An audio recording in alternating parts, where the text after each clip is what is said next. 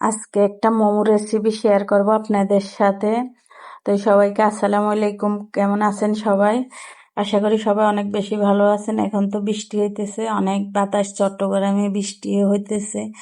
তো এই ঠান্ডা ঠান্ডার ভিতরে একটু মোমো বানাইছি, অনেক ভালো লাগবে খাইতে।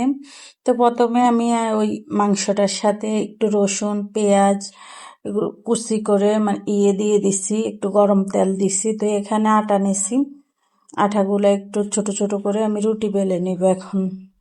এতে রুটিগুলা বেলে আমি ইয়েতে দিব। এই তো রুটি বেলা শেষ, এখন এই তো মোমোর শেপটা দিতেছি।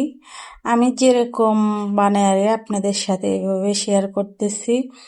তো কেউ যদি কোনো কিছুতে ভুল হয়, এটা ভুল ধরিয়েন না।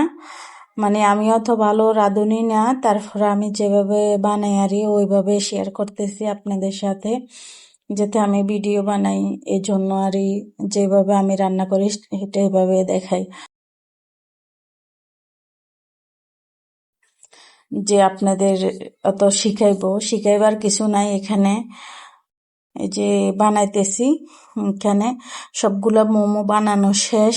এখন এগুলো আমি কড়াইয়ের ভিতরে একটু তেল দিছি, দিয়ে মোমোগুলা দিয়ে দিব, সবগুলি দিয়ে হালকা একটু পানি দিব। পানি দিলে কি হয়, আপনার এইভাবে দিলে মোমোটা আমার কাছে ভালো লাগে। যেমন ভাফে দিলে অতটা ভালো লাগে না, এই নরম নরম থাকে। এইভাবে দিলে পিছনের সাইডটা একটু শক্ত শক্ত মচমচে হয়, ওইটা খাইতে অনেক ভালো লাগে। তো আমি একটু হালকা পানি দিয়ে দিব এখানে। তো পানি দেওয়ার পরে এগুলা ডিমে ডাকনা দিয়ে প্রায় 20 মিনিটের ভিতরে রাখবো। এখানে একটা সসের জন্য আমি 2টা ডিম নিছি, সস নিছি, একটা মেয়োনিজ বানাইছি।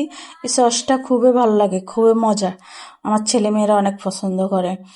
তো মোমোর সস অন্য রকম করেও বানায়, যে যেরকম বানায় তো আমার ছেলে মেয়ে এইভাবে পছন্দ করে, ওরা ঝাল খাইতে চায় না। মোমোর সস তো হয়তো একটু ঝাল ঝাল করে বানায়। তো আমি ওই রকম দিনে আমি এইভাবে দিছি, কিন্তু এইভাবে খাইতেও ভালো লাগে, আপনারা বানায় খাই দেখবেন।